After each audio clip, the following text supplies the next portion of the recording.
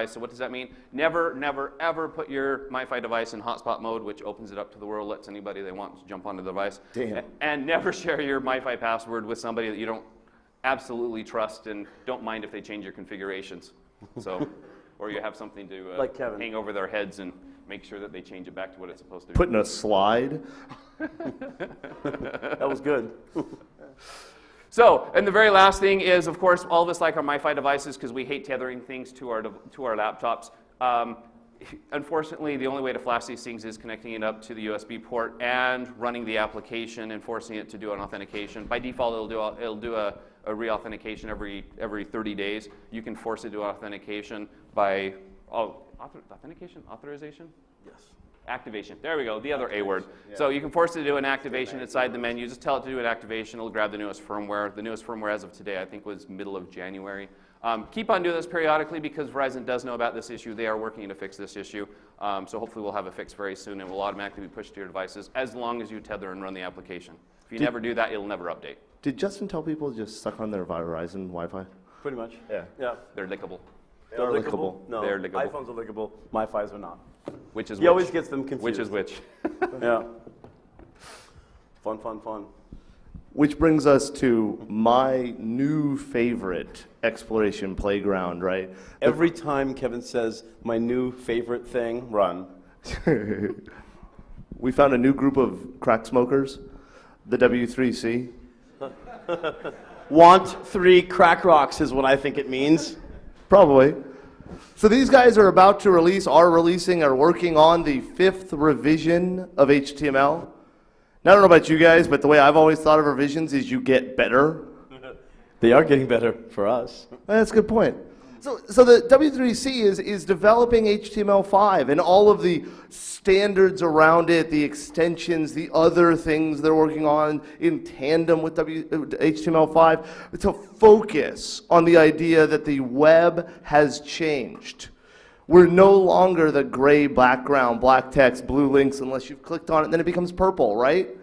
We now have fully functional, wonderful, thick applications running in our browser. And so the W3C talks about in the introduction to HTML5 is that the focus of HTML5 is web applications, which most people look at and go, yeah, web applications, that's exactly what we want them to do. We want them to focus on web applications because that's what we're building.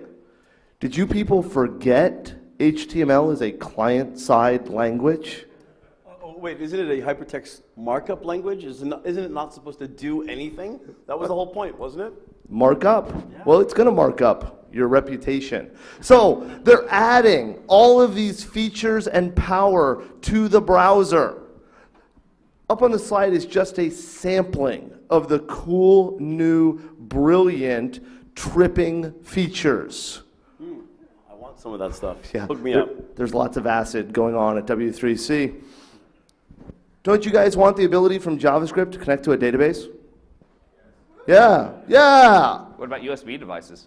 Oh, that's in there, right? Web storage, because cookies weren't enough. Let's start serving our porn and wares from your browser, right? Nice. I hadn't thought of that, but now that you mentioned it. Excuse me? Yes. And sockets? File access, sockets. It can read the temperature of your hard drive and send it to the internet. Oh yeah, by the way, the W3C standard, they've obviously misunderstood the meaning of the word should. It should attempt to prevent this from going to the internet without alerting the user. We should. Bite me. These are the things they're building. I don't know about you, but I don't even want to know the temperature of my hard drive. Why would I want my porn sites to?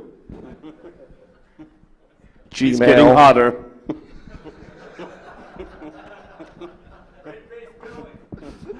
Yeah, that's it. These are the features we're getting. As we dive deeper into this idiocy, as we go forward into the wonderful horizon of vulnerability. We will not go quietly into the night. Oh, I've never been quiet. We know, Kevin. This is what we're getting at. Yeah, absolutely quality. And it's just one of those things where, over the last couple years, these features have become much, much more useful to all of us as pen testers. So I say, keep it going, bring it on. It's good stuff. We want it, and we want more of it.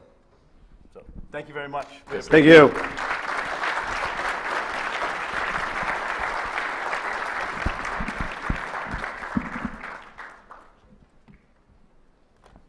And there's still time to go to the PCI panel. It's going to be awesome. Yeah. Are there any questions, by the way? Since Come we're on, standing big up here. Fat target. Can't you do better? He's more of a challenge. What about the hair? See? My brother can't even hit me.